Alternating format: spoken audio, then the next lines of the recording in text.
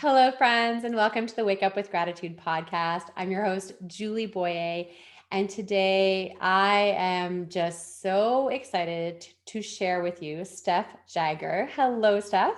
Hi, Julie. So good to be here. Oh, this is, when I asked Steph to be on the podcast, I was definitely nervous. So she's kind of a big deal. For those who haven't met her yet, she and I actually connected through my sister. And my sister Sophie. And I know we all miss her because I don't even get to see her either. And we connected because it was your book launch. And I remember driving. So it was back when I lived in Toronto and you were going to be in Toronto for the book launch. And like, I never go to Toronto and I was driving to the launch and I couldn't find the place. And I think I was an hour late. But I showed up anyway and snuck in the back. And you were like, hi. I was like, you're in the middle of your thing. Anyways, I that was how we met. And I just when I got the book, so her book is called Unbound, Finding Myself at the Top of the World. Uh it just when you get a book and you just literally like eat it all up, like that's what happened when I read your book. And so I've always been so fascinated by your work. Steph is a writer, she's a speaker, she's a creator and a guide. She's got another book coming out next year. And I have just always been interested in your words and the way Mhm. you share things in a way that just anyways, I'm just going to let you tell us a little bit about your story. Maybe just give us an idea of what the book about because it's a personal story, right? Of an amazing accomplishment. So I'll let you share that part. Yeah, yeah. Gosh, words, aren't they just, I don't know, I love words and I love digging into the etymology of words and what they mean. And I think it's modern day spell casting or maybe ancient spell casting. That word spell casting comes from spelling. How did we spell words and cast spells? So I love that. Yeah, the first book is it really does describe the backstory of who I am because it's memoir. So it's about a journey that I took just before my 30th birthday, so over a decade ago. I know time flies. Where I basically grew up in Vancouver, British Columbia. Life was good but not great, and I believe in great. And I thought, what am I going to do to find this? My own kind of sense of this life doesn't quite fit. I feel this kind of lingering discontent, etc. And so I thought, well, I'm gonna press pause and I'm gonna sell things and take some risks and spend a year immersing myself in my own joy, which at the time was skiing, traveling, and writing, and writing just for me, like just journaling. It wasn't set out to write a book.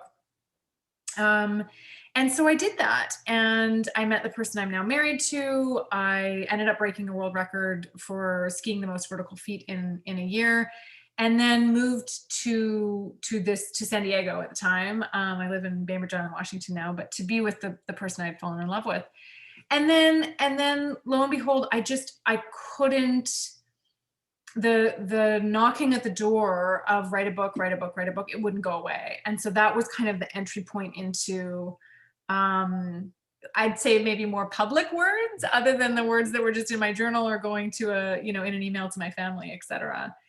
And since that journey, I've obviously written the book that you just talked about. I just have finished a second book that'll be out next year, another memoir about a journey with my mother and I. And I went back to school, did a graduate degree in executive coaching, and so also have a kind of growing coaching facilitation company that doesn't necessarily work with executives. Certainly some people that we see are executives, but is really more in the life arena, and allowing people to step into a real deeper level of I'm a memoir writer, right? It's all about memories, a deeper level of remembrance of their essence of who they really are, and how to bring that self to the table and allow that self to evolve. So that's the gist. I'm just like breathing into this connection to words. And I love how you talked about spell casting. Yeah. One thing I like to, an expression I learned from a friend is that your word is your wand. Mm-hmm. Mm-hmm. We Yes. really are, right? We're writing our world. And it's interesting, Steph, because for many years I was a blogger and I blog a lot and I write well enough. I wrote a book many years ago, Yeah. my sister Yeah. Yes. edited, which is great, thank goodness I have an English teacher in the Yeah. family.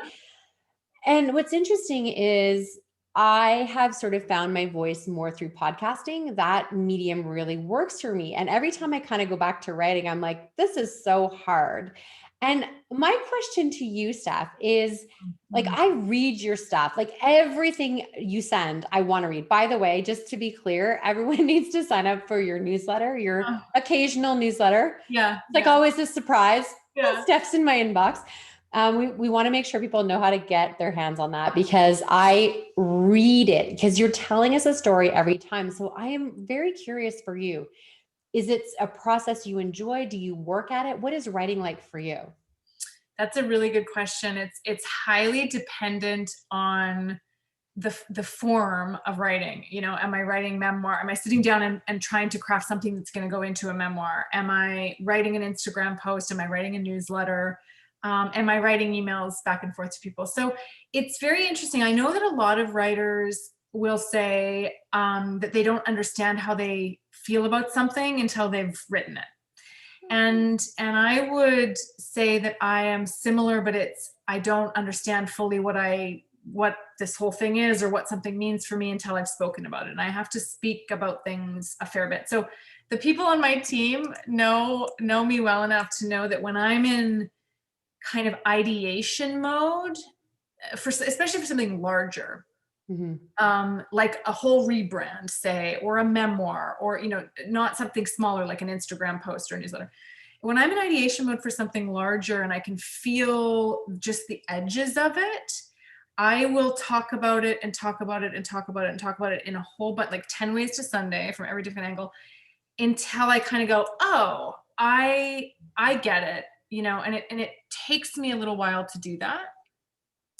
And then once I think I have it, then I sit in maybe what I would call a deeper, almost spiritual practice of let it come through me. Like that's my daily, like, let it come through me, let it come through me, let it come through me.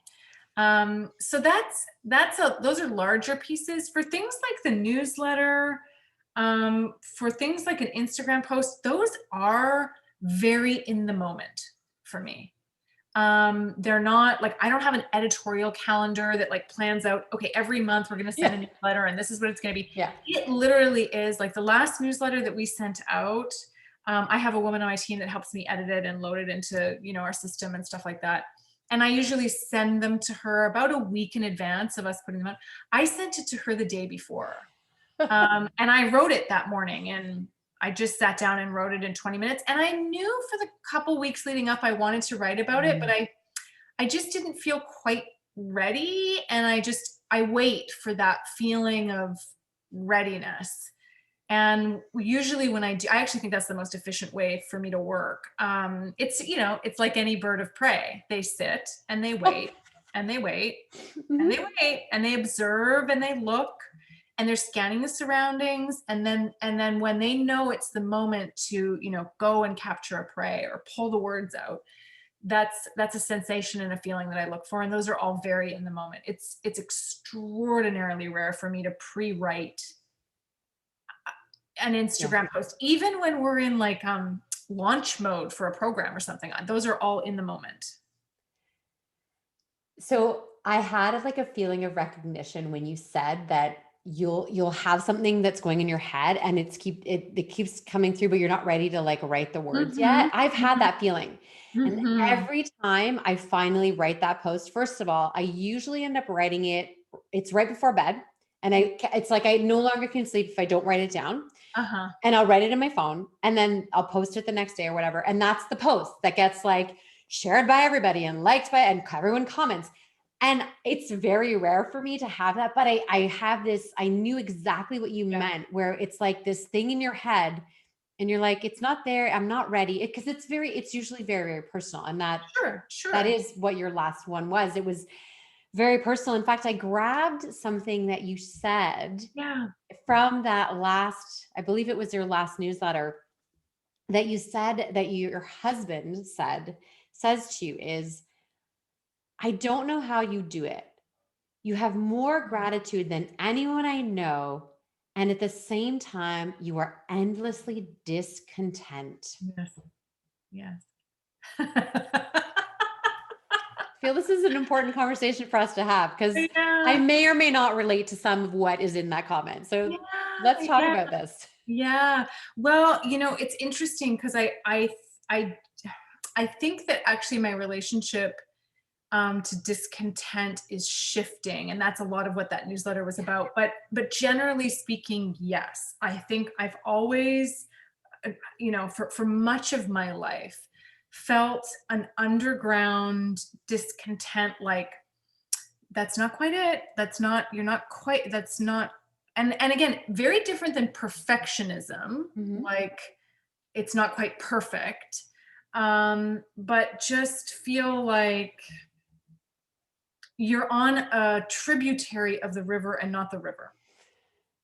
Mhm. And there's an discontent of like, I feel like I know it when I feel it, and and and at the same time, gosh, those journeys on the tributaries, I mean, there's beauty in those, there's people in those, there's humanity in those, there's the human experience and complexity of emotion and joy, and that's something I'm immensely grateful for.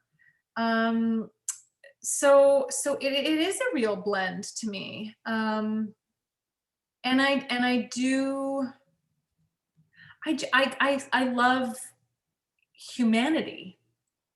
And so, whenever that's on display for me, whether it's my own or someone else's or a collective, etc., that's something that is like, oh, I'm seeing something sacred, and so I'm grateful for that. I get that. I get that. And I like that explanation of the river and the tributary, Mm. how sometimes we feel like it's like, yeah, I'm almost there. I'm not quite, but like, it's not like this is a bad place to be, but Yeah, right, yeah, and it's a very, like, it's not a destination. Like, I right. think a lot of people are like, "Oh, when this happens, when I'm in this place, it'll all be better." It's a bit different than that, right? It's this, I don't know, there's an internal knowing, I think, of when I'm when I've fully unleashed myself, my heartbeat will be so. And I can feel in my body that it's not so. So I'm discontent by that. I want to find that. I think that's what we're here to do. And so I search for that. Yeah. What I think is important in what you're sharing is that both can exist, right? We can have the reverent gratitude and we can also have some discontent or things that aren't quite exactly right at the moment. And traveling through the journey of life where there is no destination. And along the way, finding those moments of humanity and gratitude, that's really important in terms of the way that we allow ourselves to have, the whatever glasses we're wearing. I mean, you're telling memoirs, you're telling stories. Of course, those stories are going to come with some kind of lens, Yes. right? And for me, my goal is to share is where can we look through the lens of gratitude? And I'm not ignoring the fact that there are difficulties happening right at the moment, and at the same time, right? This lens of gratitude is, kind of fits in. I don't know if does that describe well what you're saying? Absolutely, absolutely. The newsletter that you pulled from, I think that was the one where I was talking about how I'd taken a pause from Yes. alcohol. Yeah. Yeah. And so, don't know whether this is, lots of unknowns in life, but don't know whether this is going to be like a lifelong decision, but sober curious, thought I'd take a pause, etc. And so, again, in that newsletter, I talk a lot about an experience I spent a number of months, an experience of like deep, anger and rage, and Mhm. really having that come forward in my life in a way that hadn't in the past. That I wasn't very familiar with that emotion. And I remember phoning my best friend, at multiple points through the last handful of months, and this expression of like, her name's Janet, of like, Janet, I've never been so happy to be so angry. because again, it's this like, Mm. oh, that's what that feels like. Like, I wonder what would happen if I'm able to like allow that emotion Mm. to really move through my body, and to have a real, um again, in the moment not so much, but when you reflect on it, like this real joyful gratitude of, wow, I am actually mentally, emotionally, physically, and spiritually capable of moving really, really big things through my system, through my energetic system. And they're powerful. I mean, I don't know. I remember we were laughing so hard this summer at how much gratitude I had for rage. Oh, Steph, your words right now are really perfectly timed for the things that I've been studying and learning and understanding about our emotions. And you said like you'd never really felt anger like that before, because truly we have honestly been taught that like, don't get it, like don't get mad, like don't get frustrated, don't have your real emotion. And so I'm raising a daughter. She's Yeah. 10, an empath, highly sensitive child, like her mother. We're very, very, very closely connected. And she has a lot of big emotions Yeah. because she's 10. Yeah.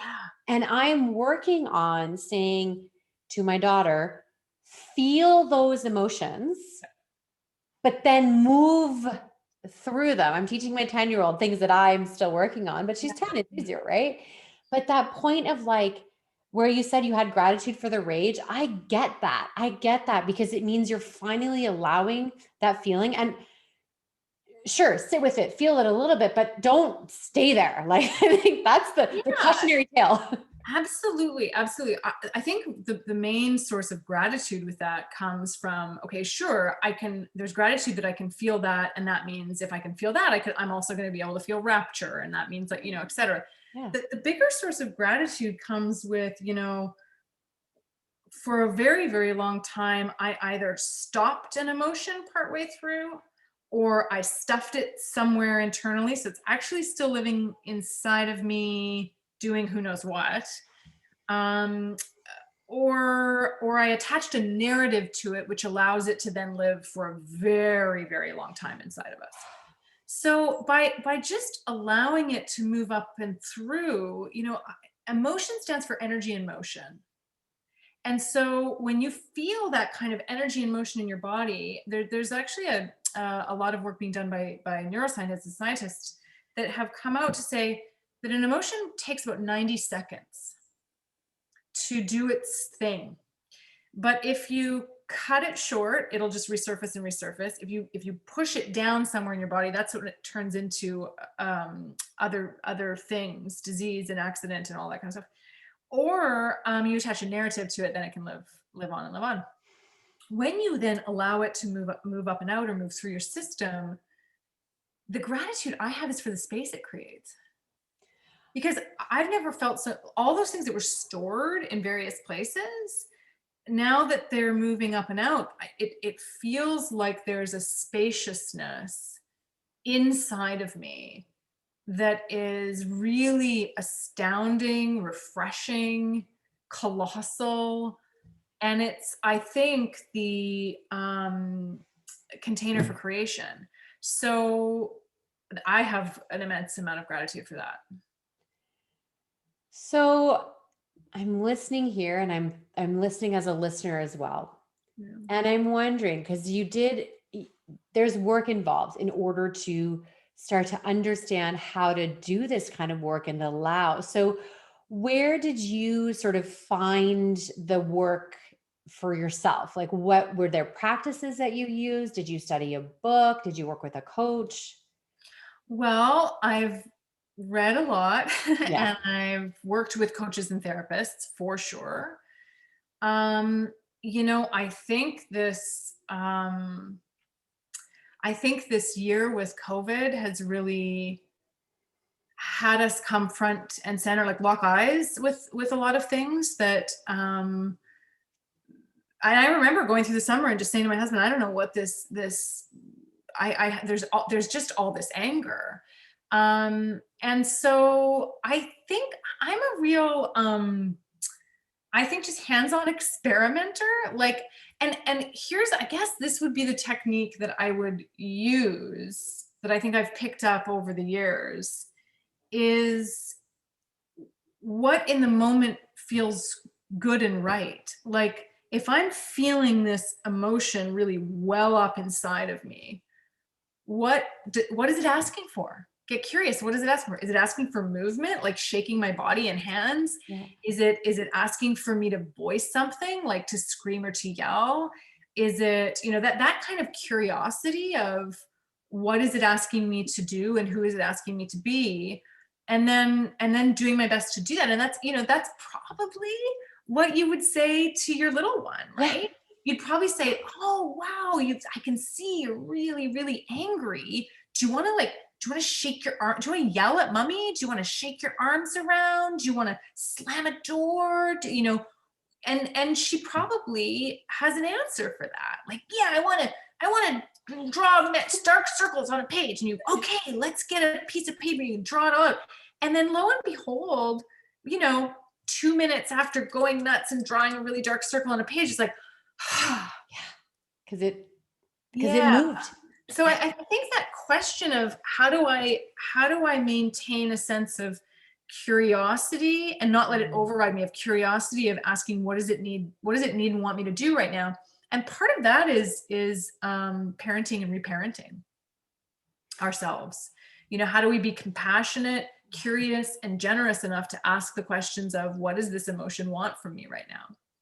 How can I nurture it out, not suffocate it or tell it to leave or anything like that, but how do I see it, witness it, ask it what it needs?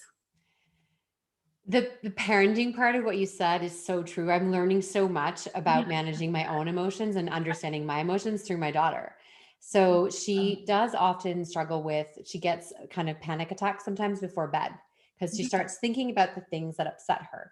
And so just recently, very recently, I started saying, okay, so when you feel that thought coming up in your body, she physically can feel it. She knows it's happening. I said, well, what if you move? What if we pull the yoga mat out? What would feel good for you right now? So then the other day, she's like, I'm feeling it. I'm just like, well, what do you want to do? She's like, I'm going to do handstands. I'm like, okay, fine.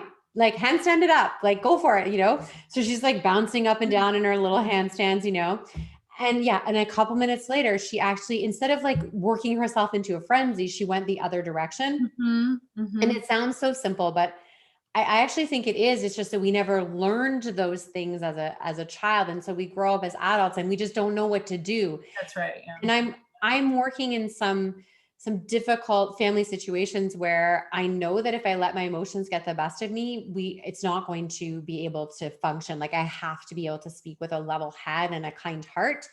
And so if I feel my emotions rising, I'm like training myself to just stop and like breathe it through, like in a conversation, just like pause, breathe, because if I don't, then it does what it wants to do, which is like escalates me and doesn't go anywhere. So these are great lessons I think we all need to hear that right now. Cause let me tell you, 2020 gave us emotions that we didn't remember we'd ever had before. Yeah. And needed to feel and needed to have surface. Yeah. So I'm going to shift a little bit.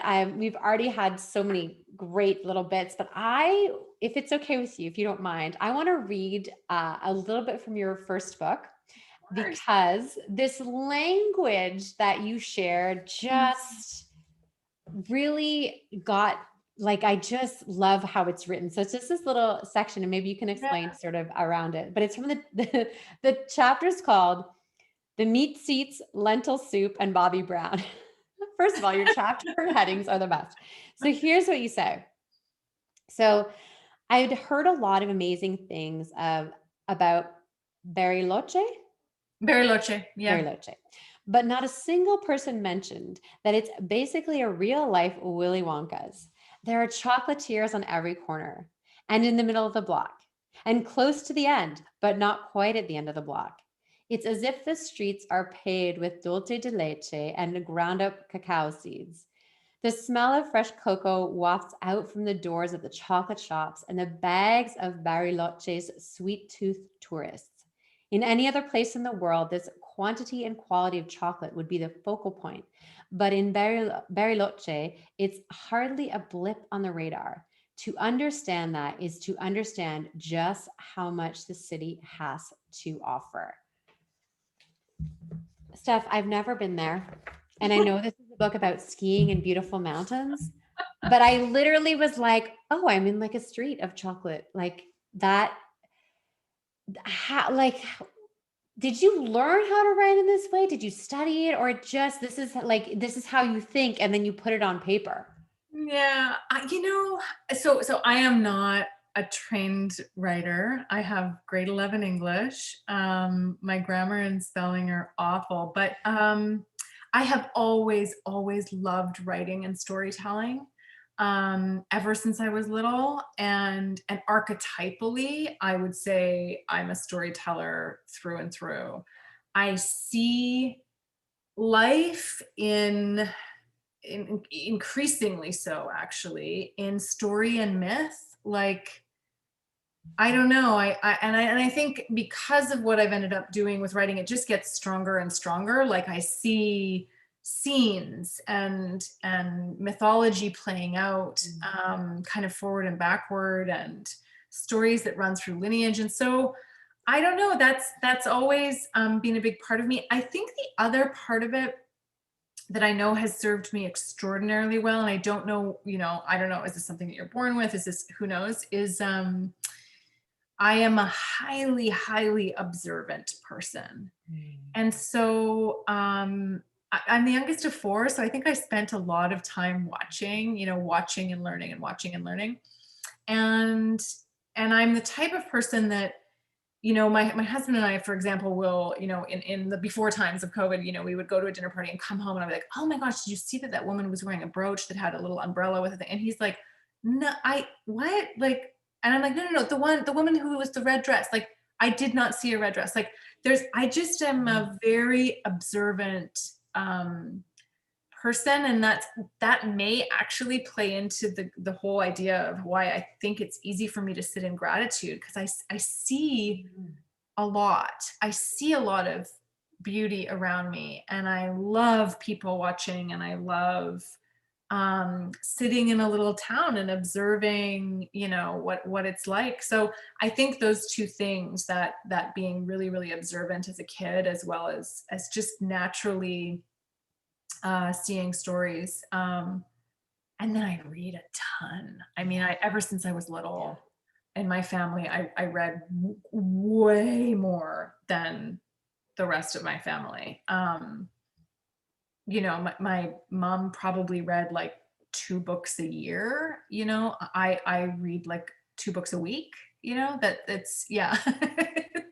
What do you read? Like, what are you reading lately? What kinds of books do you read? Because I know you said you studied about emotions and things like that, but what other Yeah, books? so Novels? I really, it really depends on if I'm in a writing project or not. Okay. If I'm in a big writing project, then very typically you're going to find me reading female written memoir, because that's a big part of it. At the moment, I'm in an in-between. And so I'm reading a book called Belonging by Takopa Turner, which is wonderful. I think she lives on Salt Spring. I am reading, I don't know if I'm going to remember the name, Be Water, My Friend, a book about Bruce Lee's teaching, written by his daughter, Shannon Lee. Wow. And that's really beautiful. I am reading the Magdalene manuscripts by Megan Watterson. Those are 3 that I have on my desk right now. And then as I go into the next writing project, I suspect that I'll be reading a little bit of like almost like I'm going to be writing memoir, but I am thinking I'll be reading some fiction, perhaps ecological fiction, and probably some books on shamanism. I've read some, but we'll probably move in that direction. So we'll see. That gives you kind of a hint of where I'm going writing wise. Yeah. Yeah, Yeah. it really does depend on what I'm working on writing wise. Yeah. Oh, so fun. This book, for those that are watching the video, Unbound, I mean, it's just, it really there's nothing more enjoyable than a book where you're like, I need to just close the door. Like, Yeah. I'll be back in a day because Yeah. I just need to finish, because I got to finish the story. And to get to that in a memoir, to me, was so powerful. Like, telling a story that captivated me so much that I needed to finish it. I was like carrying the book from room to room and just had to have it finished. I told Steph, like, I wanted to just get back into your book a little bit before we talked, even though I actually still have memories of your book. I read it years ago, but it's stuck in my memory. And I just opened it and started reading. And then half an hour later, I was like, what the heck? I'm still reading the book. I'm in the story. I'm in the mountains with you, and the little cabin by the lake, and meeting your Yeah. husband for the first time. I mean, Yeah. oh, Steph, I just recommend that if you just want to feel, and especially since we haven't been traveling for so long, Yeah. fun It's to kind read of your book and delicious. just Yeah. travel with you. Yeah. Even I reread it this year because I thought I couldn't travel. Like, I was like, you know what? And also it just felt like 10 years later, like I want to go back and get the wisdom of the maiden version of me and see what, her excitement. And she was so energetic and just this like wild romp through the mountains. I don't know. It felt like, so I reread it, almost a year ago. It was like maybe At the May beginning. or so of Yeah. last year. Yeah. Yeah. So I have an interesting question, because this is something so I just set it up. So I have finished 3 full Ironman triathlons, and my last one was back in 2008. So quite some time ago. And, I look back and I'm like, how did that version of me do all those Ironmans? Because today, like, okay, I go for a walk, hike with the dog, I'm good. Like, do you sometimes look back at that girl, that, young lady, and you're like, what? Like, this is with awe, Yeah. Yes. right? A little Yes. bit? Absolutely. Because I don't have nearly the physicality in my life that she had. That being said, this is where most of like Eastern tradition and lots of Eastern kind of philosophy is rooted, like that in order to get access to this, there's 3 doorways into the house of spirituality. Okay. There's a physical doorway, a mental doorway, and an emotional doorway. And I think, you can see this in certain, with certain people, that they can use so much of their physicality that they just like break through to some other spiritual place, and that's their process. You can see this also from a mental capacity, a mental emotional capacity. Someone who is say a monk, like I can sit and dissolve my mind and that mental process, and off I go into spirituality. Now, I think as humans, the not that I'm looking for the quickest way, but the quickest way to get into this kind of spirituality would be to use all of those doorways. And so I think as a young person, my access to my higher self was through physicality, through sheer physicality, because I didn't have those kind of mental, emotional tools yet to do so. And I think that's the exploration of myself in my 30s, was to kind of go, who am I emotionally? Who am I mentally? What's the mental construct I have of myself and my ego, et cetera? And how do I understand that and sit in that and rewrite that story, and all of that kind of work. So it feels similar to me. It's just in a different way. And then now I kind of combine them a bit. My long walks in the woods, which includes quite a bit of physicality, become moving meditations. And it's a really interesting way to think about it.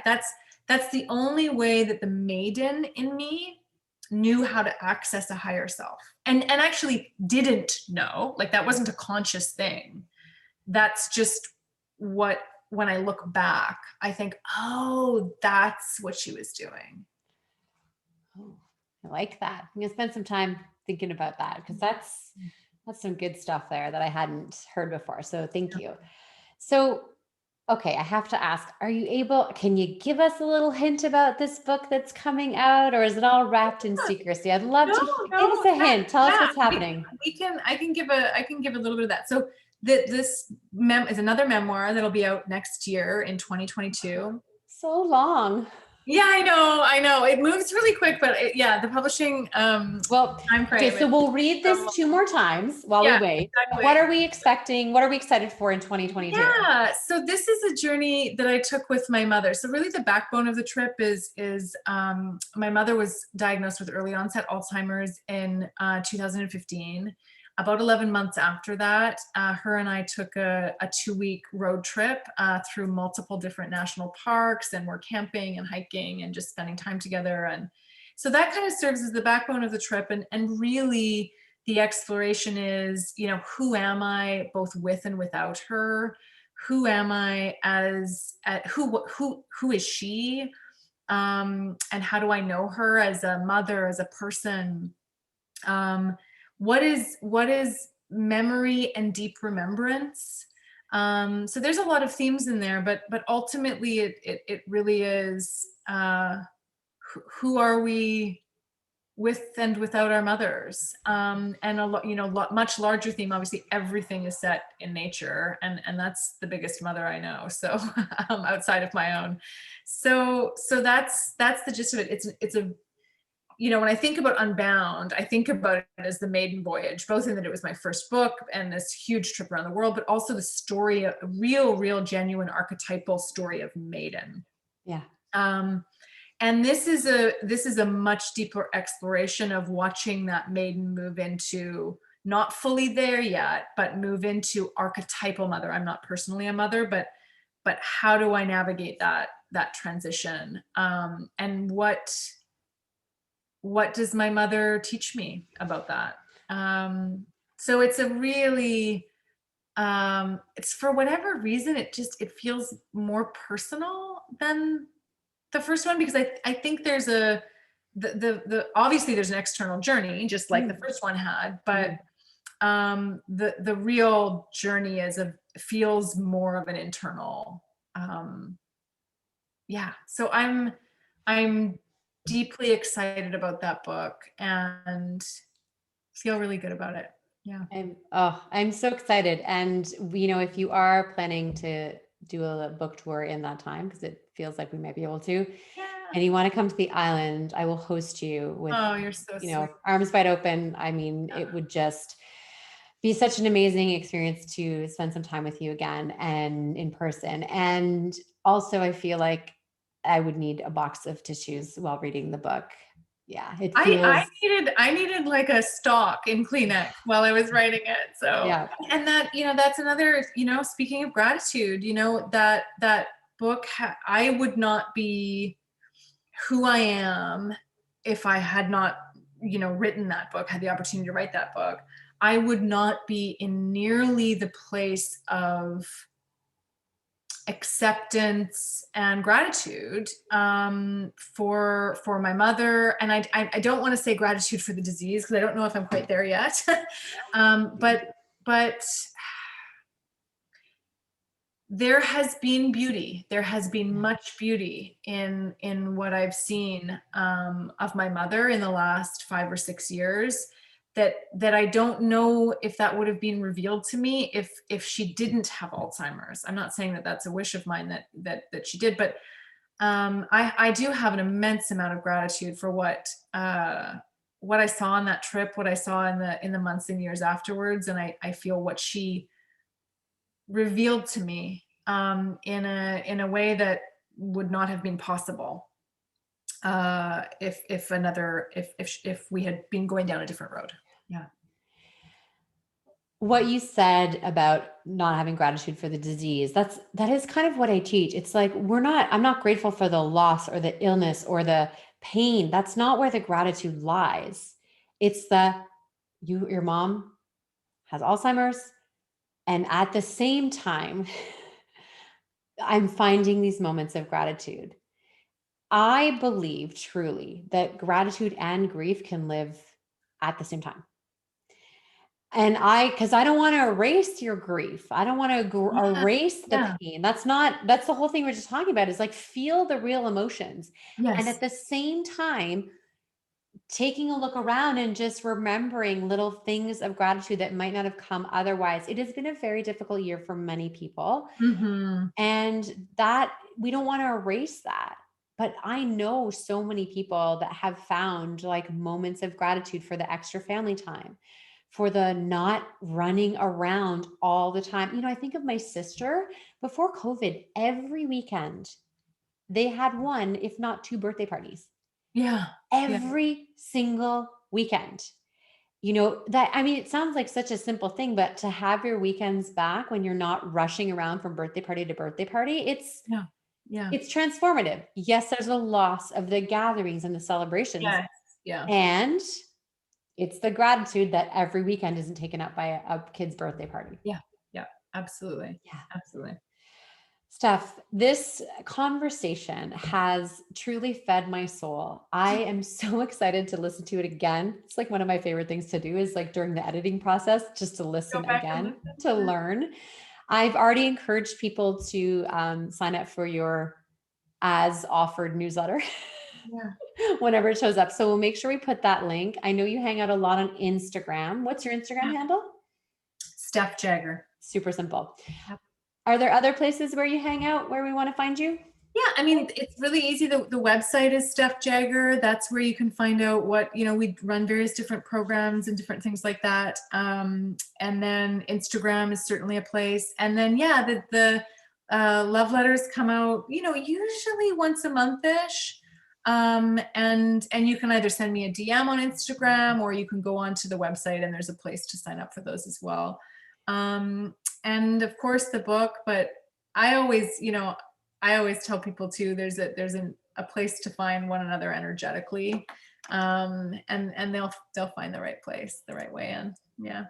Oh, I love that. It's funny because I also call mine a love letter. Yeah. Mine's a weekly gratitude love letter. So it does feel like that. This is what I love. When I see your name in my inbox, I want to open it. Oh, that means a lot. Right? Thank Isn't you. that a nice feeling? Yeah. Yeah. Right? You just like, I'm like, yes, what did she write this time? Yeah. I'm in it. So that brings me joy while I await your next book. And I can certainly lose myself in your current book as many times as I can. But Mhm. even just hanging out with you on Instagram, there is the beauty. It's interesting. A word that I would use to describe you is a lyricist, Mm. which Mm. is someone who writes lyrics to music, but I do often feel like you're writing, there's a music behind it that's Mhm. unwritten. Mm. That's interesting. Yeah. Yeah. I mean, that is actually probably, if people are interested in the writing, that's what I end up doing on Instagram. Sure, there's some pictures and they can be pretty or whatever, but they're usually very, very short snippets of writing from just my day, or so that's a nice place to kind of see what little tapas plates, little appetizers of it. Yeah. And you do run as well. You're still running some of your coaching programs and your Yep, guided yep, programs absolutely. as well, Yeah. right? So yeah, we have, the Great Big Journey is our biggest one, and we're in the midst of that right now, and we'll run that again in September. Okay. I have a kind of energetic masterclass. We usually take 4, 5, 6 women through a 9-month, much larger program. I do that with my best friend. So we're in the midst of that, and we'll re-up that later in the year. And then, because of everything going on with the book, and because I sense there's another book coming, I've actually cleared a lot from my calendar this spring, because I sense that April, May, June will likely be there'll be some words to come through. So Oh, yay. I'm so excited. Well, I'm really glad that this was the exact right time for us to record this yeah, podcast. so nice. Oh, Steph, just from the bottom of my heart and my soul and my spirit, and just so much gratitude for this time with you. Thank you so, so much. It's been such a pleasure. Much appreciation from me as well.